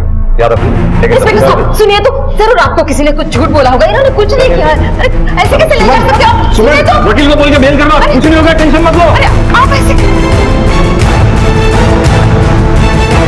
सुन, कुछ करो, सुन, वकील को फोन लगाओ। उनको हथकड़ी लगी जाती तो ज्यादा अच्छा होता। जमीन जमीन जमीन जमीन और भागो जमीन के पीछे। अरे मैं ठीक कह रहा हूं, अब ले गई ना पुलिस पकड़ के, अब ना आने वाले ये बाहर। और भगवान करे बाहर आ ही ना। अरे तुम कहां जा रहे हो? आज नहीं सो जाओ। अब इतने सालों से भाई के साथ हॉल में सोने की आदत है, हम एक रात में तो नहीं छूटेगी।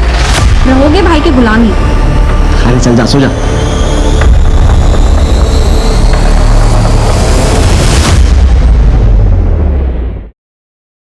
चाचा जी, आपने पुलिस को क्या बोला? पुलिस पापा को क्यों पकड़ के लेके गई? तुझे क्या लगता है कि मैंने भाई के खिलाफ पुलिस को कुछ बोला है?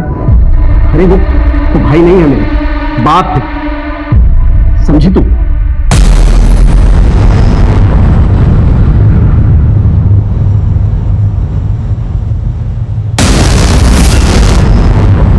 तो देखती जा, फांसी तो लगेगी लगेगी तेरे बाप को। बढ़िया ही बाप की हिम्मत थी। अभी तो इस परिवार पे महज परेशानियों की शुरुआत भर थी, आगे चल के एक बड़ा खतरा इस परिवार को अपना निशाना बनाने वाला था। सीधा साधा दिखने वाला ये केस चक्रव्यूह में बदलने वाला था। सर, इस केस बनकर तैयार हो गया और सीसीटीवी फुटेज भी मिल गया। लगाओ।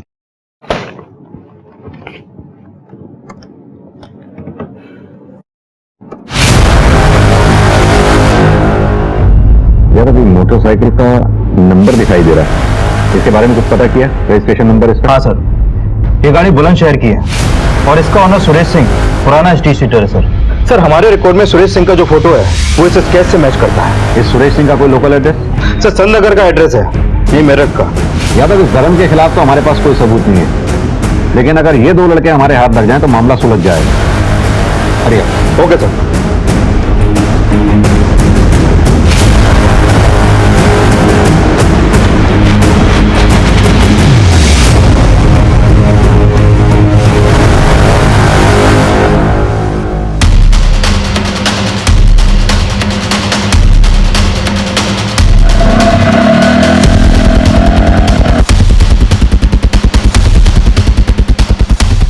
क्या हुआ भाई? जल्दी चल, पुलिस ढूंढ रही है हमें। बैठ बैठ बैठ बैठ बैठ।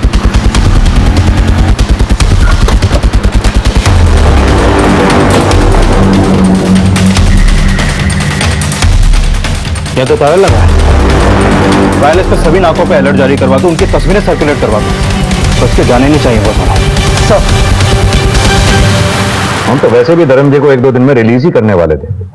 क्या कहना चाहते हैं आप 1-2 दिन भी मेरे पापा को क्यों रखेंगे जब उन्होंने कुछ किया ही नहीं है? तो सुमन बेटा। पापा आप ठीक तो है ना? चलता हूं, राम राम। पापा कहीं आपको ऐसा तो नहीं लगता कि लक्ष्मण चाचा ने पुलिस को आपके बारे में कुछ कहा हो जिसकी वजह से आपको जेल हुई? नहीं नहीं, उसमें इतनी हिम्मत नहीं है। तू चल।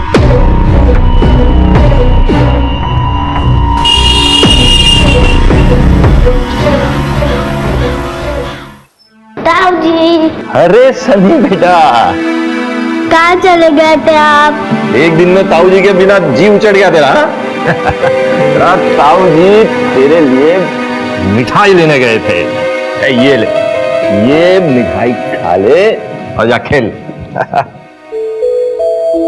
जेठ जी पानी। लक्ष्मण का है? वो दुकान पर हैं।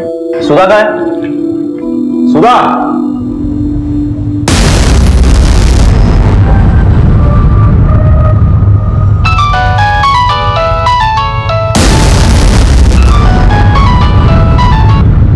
हेलो हेलो, आपको पता है जेठ जी घर पे आ गए, बेल हो गई उनकी। क्या?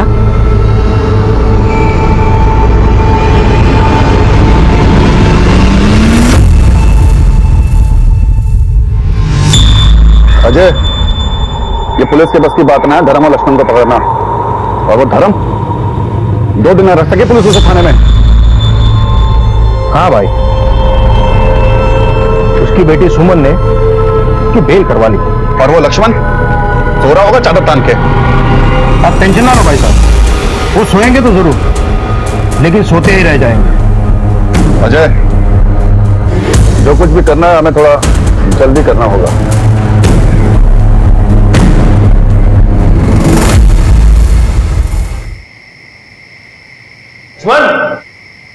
लक्ष्मण। जी भाई।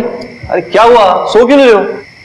ना भाई, वो मुझे अपने कमरे में सोना था। अरे फालतू बात मत कर। तू कब से लुगाई की तरह बंद कमरे में सोने लगा? चल आजा फटाफट। ना भाई, वो थोड़ा सा। अरे बोला ना तुझे सो जा, आजा फटाफट।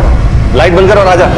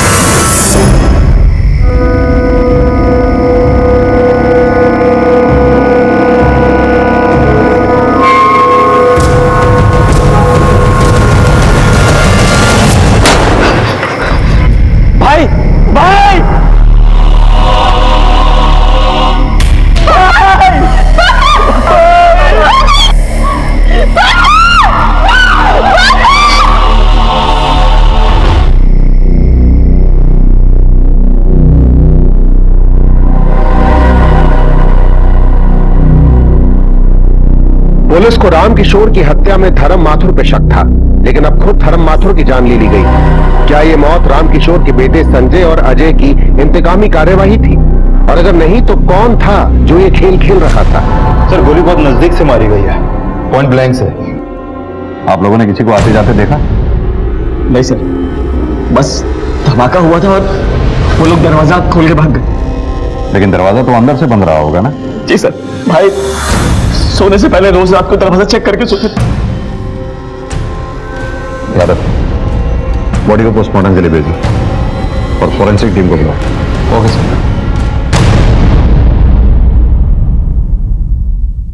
सर मैंने धमाका सुना, खिड़की के बाहर देखा 2 लड़के बाइक पे भाग रहे थे। सर मैंने बताया तो, मैंने धमाके की आवाज सुनी, उठा देखा तो वहां कोई नहीं था। दरवाजा किसी ने तो खोला होगा, अपने आप तो खुल नहीं सकता। और आप तो अपने भाई के बगल में ही सो रहे थे, तो फिर तुम्हारे भाई को कोई बाहर से आकर मार गया और तुम सोते रह गए। आप क्या कहना चाहते हैं कि दरवाजा खोलकर मैंने उन लोगों को अंदर घुसाया? हम कहाँ कुछ कह रहे हैं, ये तो तुम ही कह रहे हो। सर असल बात यह है कि हमारे चचेरे भाइयों ने हमें फंसाया है और ये जो भाई को मारा है ना, उन्हीं लोगों ने मारा है सर। वहां भी पूछताछ होगी, फिलहाल तुम्हें थाने चलना होगा। सर मैं थाने क्यों जाऊंगा? वो तो वहीं चल के बताएंगे। दौलतराम सर मेरे भाई की मौत हुई है सर, मैं करूंगा क्या? सर यादव, पहले रामकिशोर की हत्या हुई और अब धर्मपाल की। पहले उस फैमिली का मुखिया मरा और अब इस फैमिली का। मामला कुछ तय नहीं लग रहा। एक काम करो, फौरन एक टीम सुल्तानपुर भेजो।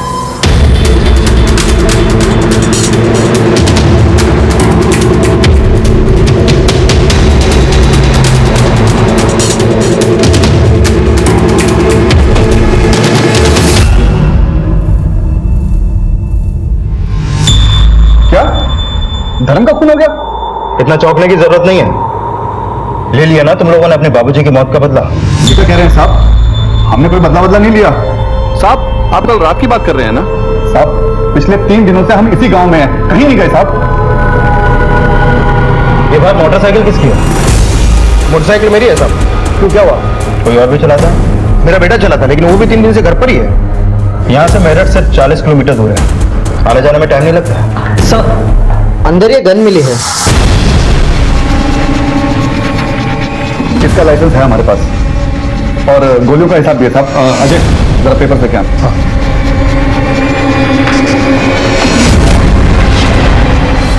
हाँ ये देखिए साहब।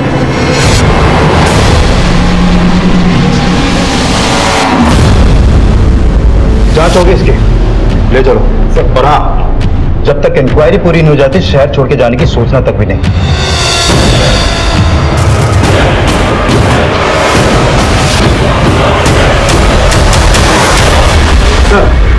ये धर्म की पोस्टमार्टम रिपोर्ट। इस रिपोर्ट के मुताबिक धर्म पर गोली 2 फीट की दूरी से चली। छोटे बोर का हथियार था सर, जिससे गोली चली। यादव, ये केस मुझे कुछ जमीन की लड़ाई से आगे का नजर आ रहा है। मतलब ये कि इस केस में धर्म के ही किसी घर के सदस्य का हाथ है, जिसने चिटकनी अंदर से खुली छोड़ी और हथियारे अंदर दाखिल हुए।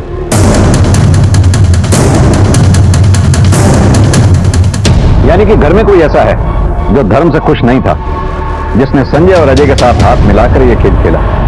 सर ऐसा भी तो हो सकता है कि कोई बाहर वाला पड़ा हो इन दोनों परिवारों के पीछे। लेकिन इसका कोई क्लू नहीं है यादव हमारे पास। हाँ, शक सभी पे। एक काम करो, अजय और संजय दोनों की एलिबाइज क्रॉस चेक करो, दोनों के मोबाइल डिटेल्स चेक करो, उधर धर्म के घर वालों के सभी के मोबाइल डिटेल्स चेक करो। इन दोनों केसेस में अगर किसी बाहर वाले का हाथ है तो उसने इनमें से किसी ना किसी से फोन पर कांटेक्ट जरूर किया होगा। Okay sir.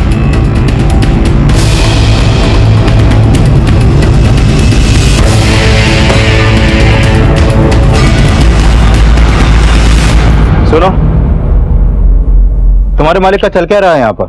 कारोबार चल रहा है साहब। दोनों भाइयों के बारे में बात कर रहा हूँ, उनके बीच क्या चल रहा है? दुखी है लक्ष्मण भैया थोड़े। क्यों? क्या है कि बड़े भैया का सारा कारोबार और मोटी कमाई भी बड़े भैया की। लक्ष्मण भैया को मिलता ही क्या, सिर्फ तनख्वाह जैसे हमें मिलता है। ऊपर से मतलब बड़े भैया मुंह के थोड़े कड़वे हैं।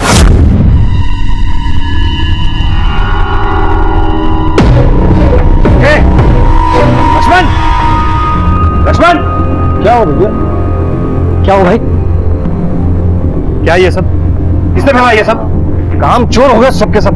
मुफ्त की रोटियां तोड़ने की आदत हो गई है तुम लोगों को। भैया उनकी कोई गलती नहीं है, दरअसल ये लेबरों ने फैला दिया है। मैं भी साफ करा देता हूँ। कुछ बोलना मत, जबड़ा तोड़ दूंगा तेरा। चोर की गवाही चोर देगा। भाई चोर तो मत बोलो। एक चमाट लगाओ ना कान लाल कर दूंगा तेरा। भाग यहाँ से जल्दी, साफ करवाइए।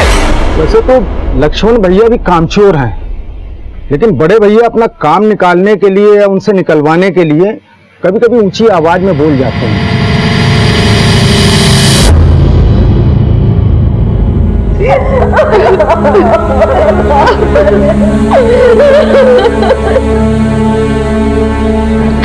दिव्या, जाओ उनके पैर छू लो। नहीं चाची, मुझे नहीं छूने इनके पैर।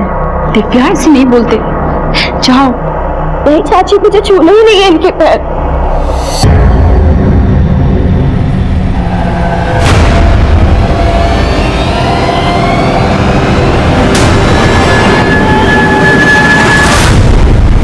साहब ये जो हुआ ना बहुत बुरा हुआ। ये धर्म जी आदमी कैसे थे? साहब धर्म जी बहुत अच्छे आदमी थे। पूरी जिम्मेदारी जो है उनके परिवार की उनके ही कंधे पे थी। अभी 6 महीना पहले उनके भाई की लंबी बीमारी के बाद देहांत हो गया। साहब परिवार की बात तो छोड़िए, पास पड़ोस वालों का भी बहुत ध्यान रखते थे साहब। किसने किया होगा? सर वो तो पता नहीं, कारोबारी आदमी थे, सैकड़ों लोगों का उनके घर रोज आना जाना था। हाँ सर, लेकिन कुछ दिन पहले उनके घर एक लड़के को लेकर पंगा हुआ था। कैसा पंगा? वो उनकी बेटी है ना साहब। कौन? सुमन? नहीं साहब, वो छोटी वाली है, दिव्या, उसको लेकर पंगा हुआ था। कोई लड़का उसका पीछा करता हुआ घर तक आ गया था। खबरदार मेरी बच्चियों का पीछा किया तो यही सिखाया तेरे माँ बाप ने? दूसरों की बेटियों बहनों को परेशान करना। आइंदा अगर यहाँ दिखाई दिया ना तो मुझसे बुरा कोई नहीं होगा। अरे निकाल। लड़के का नाम मालूम है? नहीं साहब। ठीक है, आप जाइए। ठीक है साहब। यादव, फैमिली तो अभी बात करने की पोजीशन में नहीं है। अपने आदमियों से पता करवाओ कौन लड़का दिव्या के पीछे आया जाया करता था। स्कूल, कॉलेज, इवन जहां वो ट्यूशन पढ़ने जाया करती थी वहां भी। Okay sir. और हाँ, बाइक सवार का कुछ पता चला? सर हमने हर जगह अपने खबरियों को अलर्ट कर दिया, लेकिन अभी तक कुछ भी पता नहीं चला। अपडेट लेते रहो। Okay sir.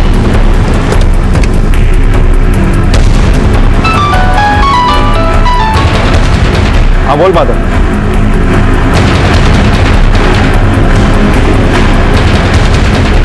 सर उस लड़के का पता चल गया। उसका नाम त्रिलोक गुप्ता है। लोग उसे टीटू के नाम से जानते हैं। करमपुर में उज्जवल कोचिंग सेंटर में दिव्या के साथ पढ़ता था और वहीं से उसके पीछे पड़ गया। ज्यादा मामला पर्सनल है, घर चल के ही पूछताछ करनी पड़ेगी। Thanks sir. चलो।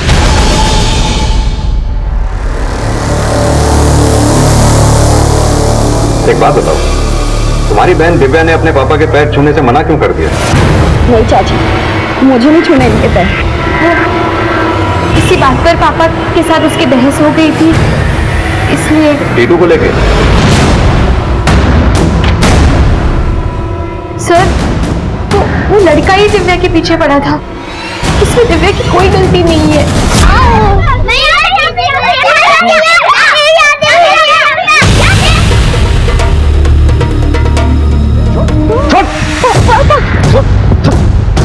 फिर आ गया तू?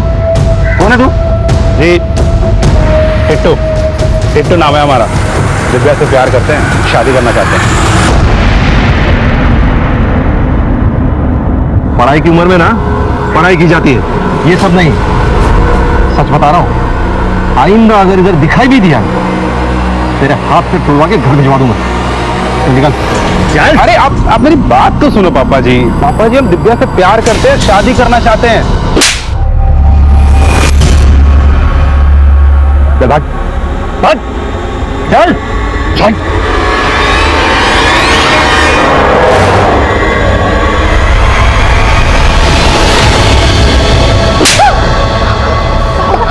बस, बस। एक बात याद रखना, आइंदा वो अगर दिखाई दिया ना यहाँ, घर से निकलना बंद कर दूंगा तेरा। पापा, लेकिन इसमें दिव्या की क्या गलती है? इसकी शय दिए बिना वो पीछे नहीं पड़ेगा ऐसे। इसी ने इशारा किया होगा। पापा आप शांत रहिए।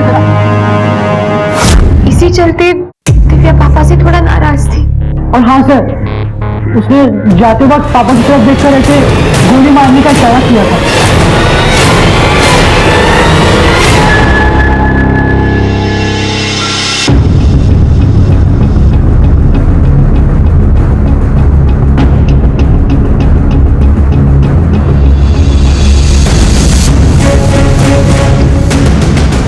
हाँ यादव बोलो।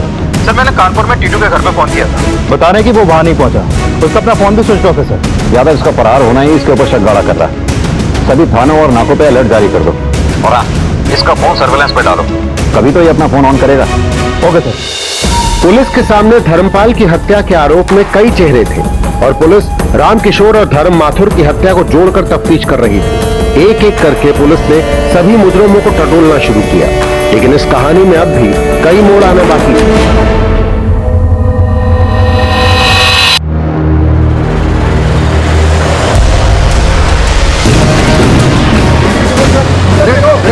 अरे मैडम चलो, अरे मैडम चलो।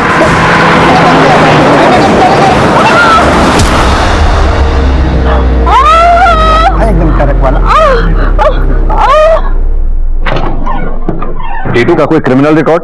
नहीं सर, इसका कोई भी पुराना क्रिमिनल रिकॉर्ड नहीं मिला है, लेकिन फोटो से तो लोफर टाइप लगता है सर। इसके बारे में और कोई इंफॉर्मेशन? हाँ सर, इसका बाप कानपुर में एक फैक्ट्री में मैनेजर है। यार हो सकता है ये अपने शौक पूरे करने के लिए छोटे मोटे अपराध करता हो। अगर इसका हाथ धर्म की हत्या में है तो हो सकता है इसे किसी ने सुपारी दी होगी। सर मुझे तो लग रहा है कि इसने धर्म से अपनी बेइज्जती का बदला लिया होगा। ये भी हो सकता है, लेकिन जिस तरह से दो लोग बाइक पे आए, धर्म के घर में खुले दरवाजे से अंदर घुसे और हत्या करके चले गए, मामला तो सुपारी का ही लगता है। ये रामकिशोर की हत्या भी अभी तक हमारे लिए पहेली ही बनी हुई। सर खबर मिली है कि धर्म के फैमिली में शिखा पे जानलेवा हमला हुआ है। एक गाड़ी ने उन्हें कुचलने की कोशिश की, लेकिन वो बाल बाल बच गए। यादव, ये मामला तो किसी और दिशा में ही जा रहा है। संजय और अजय का धर्म से दुश्मनी होना बात समझ में आती है, क्योंकि संजय और अजय को यह लगता है कि धर्म ने ही उनके बाप को मरवाया, लेकिन धर्म के भाई करम जो 6 महीने पहले गुजर गया, उसकी विधवा पत्नी के ऊपर हुए हमले के पीछे क्या कारण हो सकता है? सर इस केस में घर का दरवाजा अंदर से खुले रहने की बात बड़े ताज्जुब की है। होना इस कांड में घर का कोई तो शामिल है सर, लेकिन कौन अभी तक इसका हमारे पास कोई क्लू नहीं है। यादव एक काम करो, ये लक्ष्मण के रिमांड बढ़वाओ। अगर उसका धर्म की हत्या में हाथ है तो उससे सच उगलवाना ही होगा। धर्म के घर वालों के भेद भी जानने होंगे, पता करना होगा कि उनके घर में ऐसा कौन है जो धर्म से इस हद तक नफरत करता है कि उसकी हत्या करवा सके, और शिखा से भी। एक काम करते हैं, बच्चों से मिलते हैं, शायद उनसे कुछ हाथ लगे। Right sir.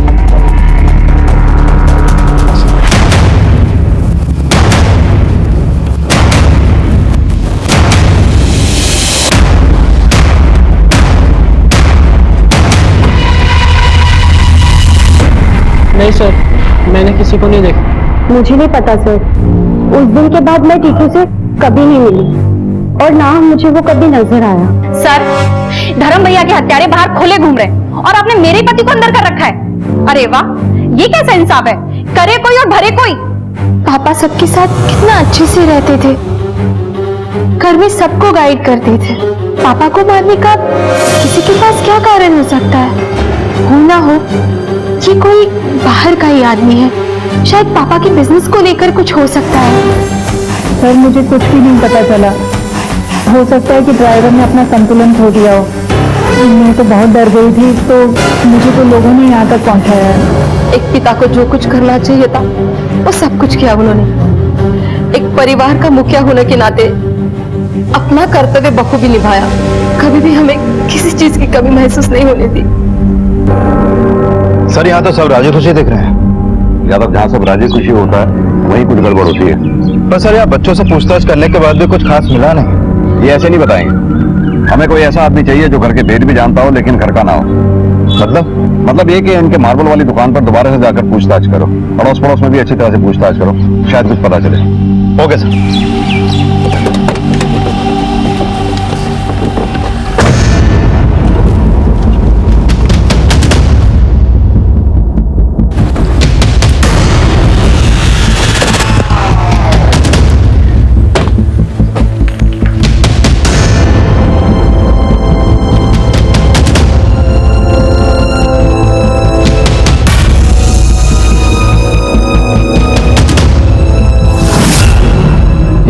जय हिंद सर। सर ये धर्म के घर वालों के कॉल रिकॉर्ड, ये लक्ष्मण का रिकॉर्ड, ये तुलिका का, ये सुधा का, सुमन, दिव्या और ये शिखा।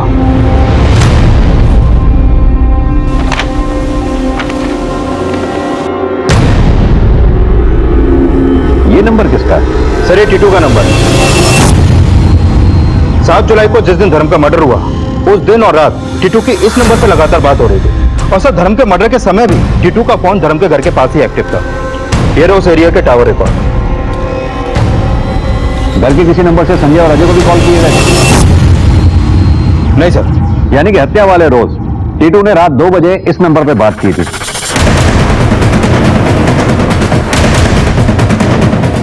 हो ना हो इस नंबर वाले ने ही चित्तनी अंदर से पुलिस छोड़ी थी जिससे हत्यारे अंदर आए। तो लेकर आए इस नंबर वाले को? नहीं यादव, पहले इस टीटू को ढूंढना होगा। इसके बगैर हमारे लिए कुछ भी साबित करना बहुत मुश्किल है। यादव एक काम करो, अपनी टीम की पेट्रोलिंग बढ़ाओ। इसका पकड़ा जाना बहुत जरूरी है। Okay sir.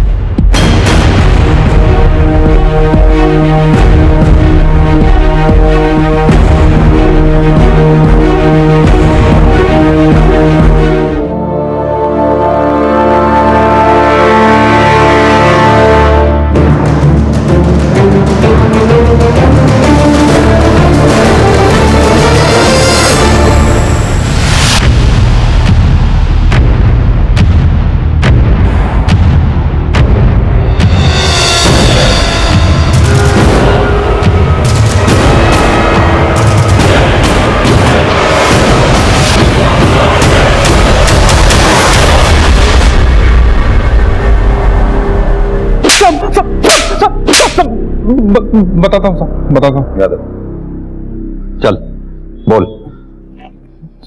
सुपारी मिली थी मुझे मारने के लिए 2 लोगों को। किसने दी थी सुपारी? किसने दी थी? अब वो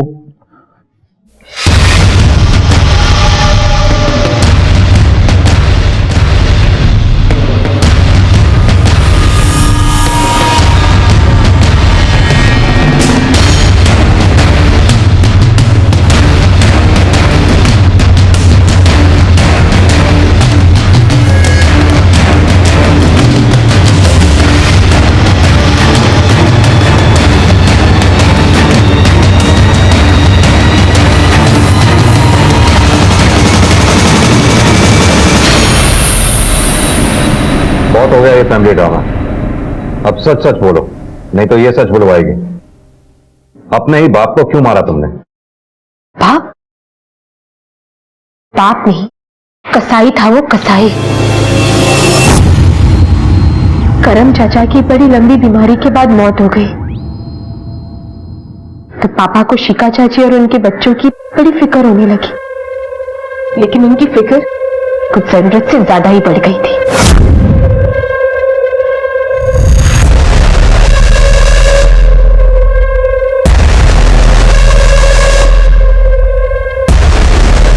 पापा कहाँ जा रहे हैं आप? पिकनिक जा रहे हो? प्लीज मैं भी चलो। तुम पढ़ाई करो, अपनी जाओ। पर पापा बोला ना तुमको, पढ़ाई करो, जाओ जाओ चुपचाप।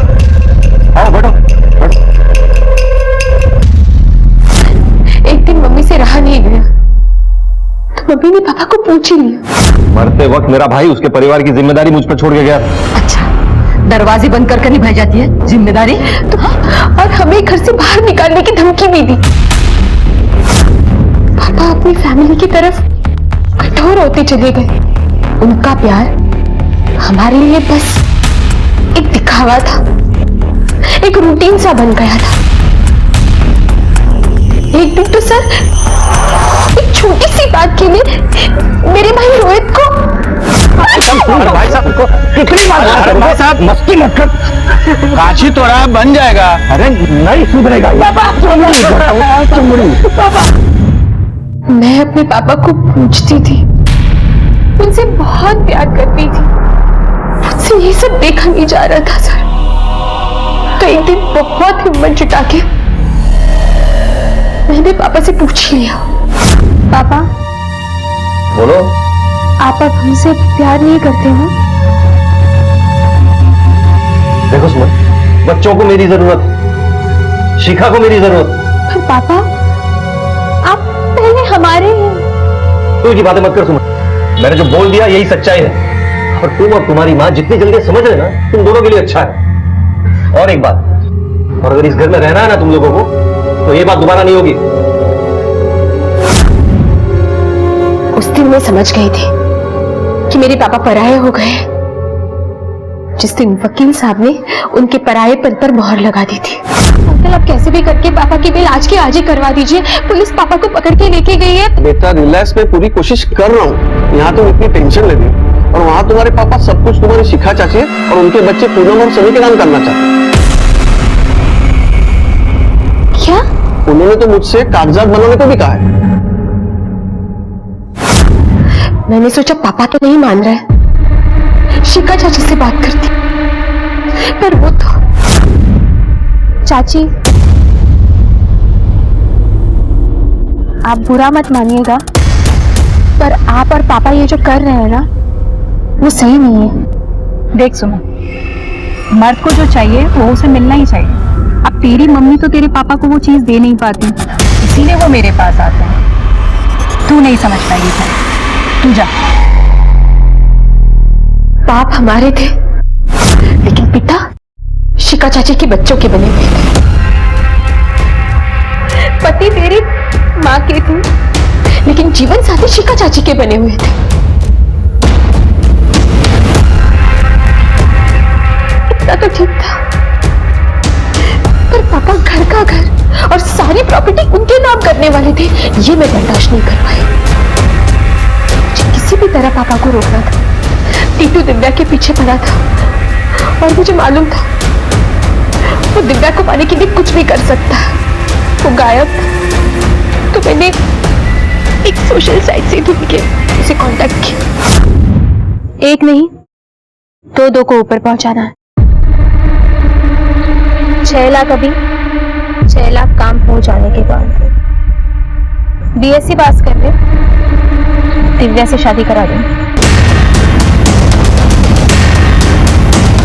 भैया, प्लान के मुताबिक मैंने टीटू को फोन किया। टीटू ने मुझे घर के बाहर आके फोन किया और मैंने दरवाजे की कुंडी खोली और अपने कमरे में वापस चली गई।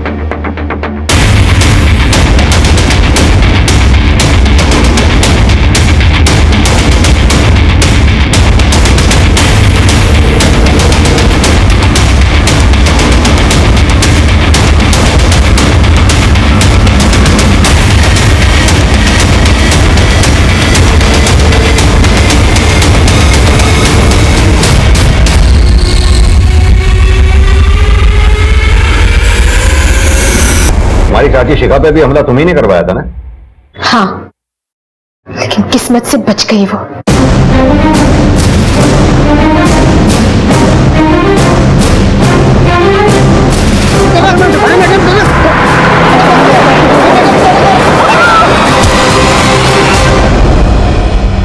रामकिशोर को क्यों मरवाया? मैंने उनको नहीं मरवाया है सर। इस सब कांड में घर के किसी और सदस्य ने भी तुम्हारा साथ दिया है? नहीं।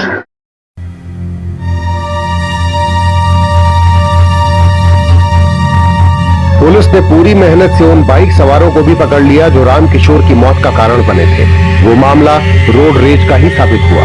सुमन को लगने लगा था कि उसके पिता धर्म माथुर अपने परिवार को उनके अधिकारों से वंचित कर रहे हैं। उनके हिस्से का प्यार वो दूसरों पे लुटा रहे हैं। जब सुमन को ये यकीन हो गया कि अब हालात बेहतर नहीं हो सकते, तो उसने ये तीव्र कदम उठाया। इसलिए रिश्तों का मान सम्मान बहुत जरूरी है। रिश्ते की गरिमा बनाए रखना भी जरूरी है। क्राइम पेट्रोल के ऐसे ही मजेदार एपिसोड्स देखने के लिए हमारे चैनल को सब्सक्राइब करें